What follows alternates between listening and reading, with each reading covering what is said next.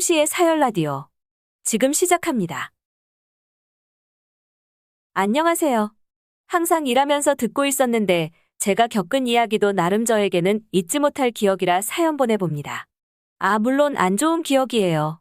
저는 시골에서 태어나서 고등학교도 제대로 못 나오고 부모님을 대신해서 남동생 뒷바라지를 위해 서울로 상경했습니다. 어려서부터 부엌 일을 도맡아 했기 때문에 기본적으로 요리하는 데는 남들보다 일가견이 있었죠. 그렇게 저는 파출부나 식당 참모 자리를 전전하며 닥치는 대로 돈을 긁어 모았습니다. 퇴근길에 식당에서 남은 반찬을 얻어서 가져오면 동생은 항상 얘기했습니다. 누나가 만든 게 제일 맛있다고요. 동생은 나중에 꼭 저랑 식당을 차리고 싶다고 입버릇처럼 말하곤 했습니다. 그렇게 동생은 전역 후 학교 지원 프로그램으로 해외로 유학을 가게 되었습니다. 동생도 유학길에 올랐고 더 이상 죽어라 일할 필요도 없어졌기에 주말 정도는 저도 혼자 서울 구경도 다니고 했습니다.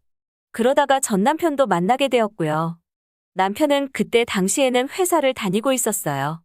그때야 누구든 맘만 먹으면 취업할 수 있던 시절이었으니까요. 시어머니께서는 밖에서 그렇게 아쉬운 소리 하면서 일하지 말고 본인이 운영하는 백반집에서 같이 일하는 게 어떻겠냐고 제안하셨습니다. 시부모님께서 같이 운영하시고 참모 한 분이 계셨는데 제가 와서 일하면 급여도 챙겨주시겠다고 하니 저는 당연히 안 할 이유가 없었죠. 지금 젊은 분들이야 시부모님하고 일하면 불편하다고도 하고 시집살이 걱정도 할 텐데 그때는 시집살이가 당연한 거라 걱정할 생각도 못했었죠. 그렇게 제가 시부모님 가게에 합류하게 되었습니다. 근데 첫날부터 계시던 참모가 안 나오셔서 여쭤보니 그만두셨다고 하더라고요. 근데 이것도 나중에 알고 보니까 시부모님께서 못 나오게 한 거더라고요. 저는 성함도 못 들은 그 참모 이모님한테 너무 죄송했어요. 그분도 저처럼 가정이 있어서 어떻게 해서든 일자리 하나 쥐고 계셨던 걸 수도 있는데 그걸 제가 뺏은 것 같더라고요. 규모가 엄청 크진 않았지만 근처에 큰 공장 하나랑 샘플실이 여러 개 위치하고 있어서 밥 시간은 정말 바빴습니다. 그래도 식당 일 경력이 꽤 있었던 터라 빠르게 적응했고 한 달 조금 넘어서부터는 주방까지 챙기기 시작했습니다. 처음엔 시어머니도 제가 이것저것 능숙하게 잘 처리하니 좋아하시는 듯 했습니다.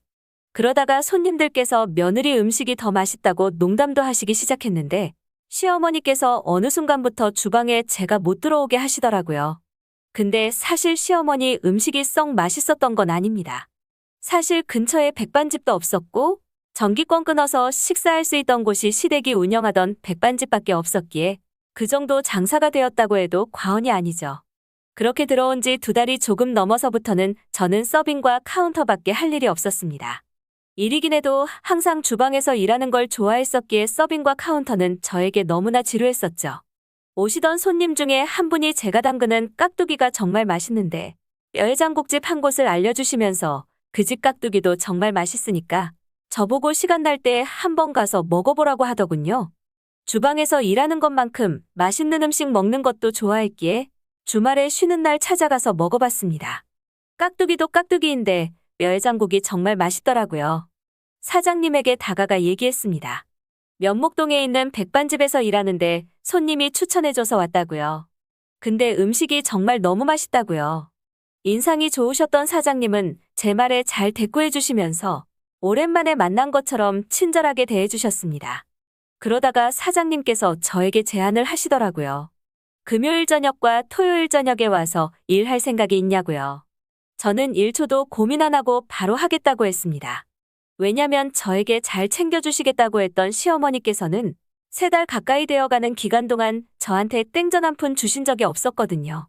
저도 나중에 아이 생기면 써야 될 돈도 준비해야 하고 노후 준비는 나중 일이라고 해도 저는 일단 나중에 동생이 돌아와서 자리라도 잡으려면 필요할까 싶어서 무조건 돈을 모아야 하는 상황이었습니다. 그렇게 저는 평일 낮은 시부모님 식당에서 일을 하고 금토 저녁에는 감자탕집에서 주방 일을 보았습니다. 사장님께서는 제가 손재주도 좋은데 간도 잘 보고 센스가 있다며 가게 레시피까지 다 알려주시더라고요. 제가 다 배웠다고 도망가면 어쩌시려고 그러냐는 질문에 사장님께서 얘기하시더라고요. 조리 과정 처음부터 끝까지 다 알려줘도 할 사람만 따라한다고요. 시험 삼아 한 번씩 감자탕을 집에서 끓여서 시부모님이랑 시누이한테 먹여봤는데 반응이 상당히 좋더라고요. 시어머니는 질투하시는 건지 나쁘지 않다고만 말씀하시고 한 그릇 다 비우시더라고요. 그렇게 감자탕집에서 이런저런 노하우들도 배우고 그 사이에 아이도 하나 생겼습니다. 7년 가까운 시간이었지만 쳇바퀴처럼 매일같이 바쁘게 살다 보니 시간은 정말 금방 가더라고요. 그 사이에 동생도 미국에서 취업까지 하고 많은 성장을 했죠. 반대로 시부모님이 운영하던 식당만 퇴보했던 것 같네요. 제가 3년 정도 일하면서 손님하고 싸우는 것만 10번도 넘게 본 것 같아요. 다른 것도 아니고 음식에 문제가 있어서 불평을 제기한 손님에게 싸우듯이 따지기를 반복하셨고, 그 결과 4년째 되던 해에는 식당이 문을 닫았습니다.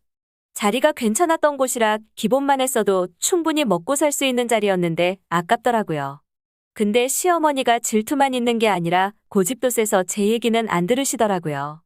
시어머니와 다르게 감자탕집 사장님은 제 기술들을 높게 사셨어요. 급여도 잘 챙겨주셨고요. 시누이가 집에서 놀고 있었기에 실제로 시댁살림은 남편과 제가 벌어오는 돈으로 먹고 사는 거였죠. 그러던 어느 날 동생이 한국에 들어왔습니다. 한국을 떠난 지 8년 만인가 9년 만이었죠. 제가 해준 음식이 먹고 싶다던 동생을 시댁으로 초대하기는 좀 그래서 차라리 제가 일하던 식당으로 불렀습니다. 동생은 제가 끓여준 감자탕과 깍두기를 먹다가 한참을 말없이 뚝배기만 바라보더라고요. 처음엔 얘가 미국에서 양식만 먹다 와서 입에 안 맞나 했습니다. 조심스럽게 입에 안 맞으면 억지로 먹지 말라고 했습니다. 동생은 그런 게 아니라 누나 손맛이 너무 그리웠다고 하더라고요. 저랑 동생은 다행이라고 웃고 있는데 사장님 혼자 감동이라며 눈물을 보이시더라고요. 그렇게 동생이 2주 남짓 한국에 머무는 동안 매일같이 식당으로 찾아와서 밥을 먹었습니다. 그러다가 동생이 제안하더라고요.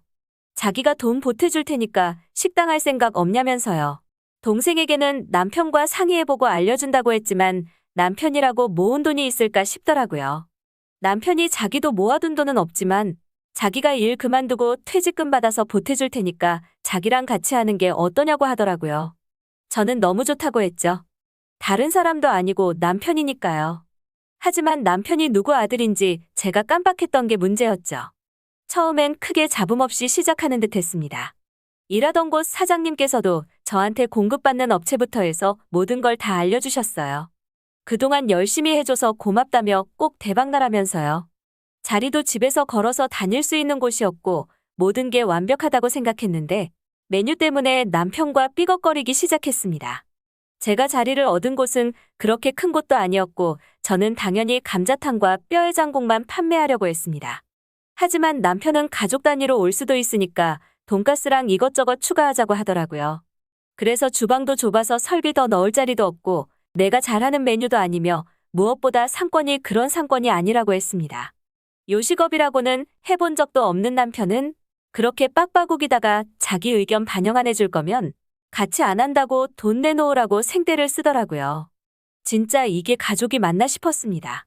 동생에게 얘기하니 동생이 한참을 고민하다가 미국 생활 다 청산하고 저랑 식당 하겠다며 한국으로 돌아왔습니다. 장사 잘 되면 좋고 망해도 자기는 다시 취업할 수 있다면서요.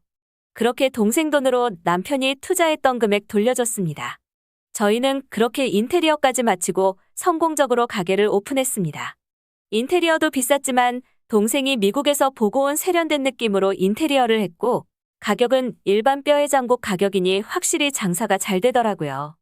장사가 안 됐으면 남편이 참 꼴도 보기 싫었을 텐데 그래도 장사가 잘 되니까 집에 가서 남편 얼굴 봐도 그냥저냥 사라지더라고요. 애도 있는데 제가 거기서 뭘 어떻게 할 수도 없었고요. 그렇게 6개월쯤 되었을 때였습니다. 오픈했을 때도 안 왔던 시어머니가 시누이랑 왔더라고요. 한 그릇씩 내어드렸는데 웬일로 시어머니가 맛있다면서 집에서 자기도 끓여보게 좀 알려달라고 하시더라고요. 그래서 자세하게 다 알려드렸습니다. 근데 며칠 후에 가게 손님한테 충격적인 얘기를 들었어요. 길 건너서 도보로 3분 거리에 또 다른 뼈해장국집이 생겼다고 하더라고요. 그래서 슬쩍 염탐하러 갔는데 어디서 많이 보이던 실루엣이더라고요. 다른 사람도 아니고 시누이와 시모였습니다. 그리고 카운터는 남편이 보고 있더라고요. 인테리어도 저희랑 비슷하게 했더라고요. 테이블이며 의자, 조명까지 모든 걸요. 장사하고 있으니까 심하게 따지지는 못했는데 남편과 시어머니에게 물었습니다. 어떻게 나한테 말도 없이 이럴 수가 있냐고, 이러려고 나한테 다 물어본 거냐고요. 시어머니는 무슨 소리냐며 역정을 내시더라고요. 네가 알려준 조리법 맛이 너무 없어서 자기가 전부 다 새로 만든 거라며 이 동네에서 저만 뼈에 장국집 하라는 법 있냐고 하더라고요. 진짜 너무 정냄이 털려서 아이 데리고 동생네 집으로 이사했습니다. 사실상 별거였죠.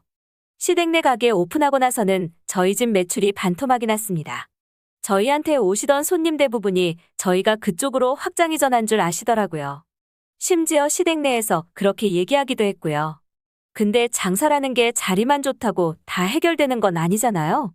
손님은 반토막 났지만 저는 그 시간에 더 연구하고 동생은 남는 시간이면 쿠폰 전단지 만들어서 돌리고 정말 열심히 했습니다. 그 와중에 시댁 내 식당은 알아서 망해가고 있었고요. 저희 식당 손님 한 분이 스파이를 해주셨는데 맛은 나쁘지 않다고 하더라고요. 저희 집이랑 얼추 비슷하게 흉내는 내는데 30% 정도 부족하다면서요. 근데 문제는 오픈한 지 3개월 됐는데 그 사이에 벌써 손님들하고 싸웠더라고요. 앞 손님이 먹다 남긴 깍두기 다른 손님한테 줘서 걸리고 짜다고 육수 좀 달라고 하는 손님한테 주는 대로 먹으라고 했다가 싸움 나고. 대단하죠? 저런 마인드로 어떻게 요식업을 자꾸 도전하는지 모르겠더라고요. 결국 시댁내는 알아서 망해갔고 저희한테 오시던 분들도 시댁내랑 연관없다는 걸 아시고 결국에는 돌아오시더라고요. 그렇게 동생과 저희 식당은 점점 잘 돼서 아예 다른 동네로 확장 이전까지 하게 되었습니다. 시댁 꼴도 보기 싫었고 그 동네에는 더 이상 미련이 없었거든요. 그렇게 확장 이전하고 나서 남편에게도 이혼을 요구했습니다. 당연히 시댁에서는 안 해주려 했고요. 저 혼자였으면 못했을 텐데 동생이 옆에서 이혼 소송에 대해서 알려주었기에 가능했습니다. 결국 남편에게서 위자료도 꽤 받아냈는데 재밌는 건 남편은 저에게 줄 돈이 없자 시누이랑 시모에게 자기가 투자한 돈 돌려달라며 생대를 쓰다가 결국 사이가 틀어졌고 자금난에 시달리는 와중에 시어머니는 손님하고 싸우고 그렇게 가게는 망했다고 하더라고요. 이혼한 것보다 위자료 받은 것보다 시댁 망했다는 얘기가 무엇보다 기분이 좋더라고요. 지금은 크지는 않지만 가맹점 30개 정도 되는 프랜차이즈가 되었네요. 동생이 경영하고 저는 본사에서 점주님들 교육해드리고 있습니다. 아니라고 하시는 분들도 있을 수 있지만 정직하게 살았기에 모든 게 이렇게 잘 해결된 게 아닌가 싶네요. 홍시의 사열라디오. 오늘 이야기 여기까지입니다. 구독과 좋아요 눌러주시면 재밌는 이야기 준비하겠습니다.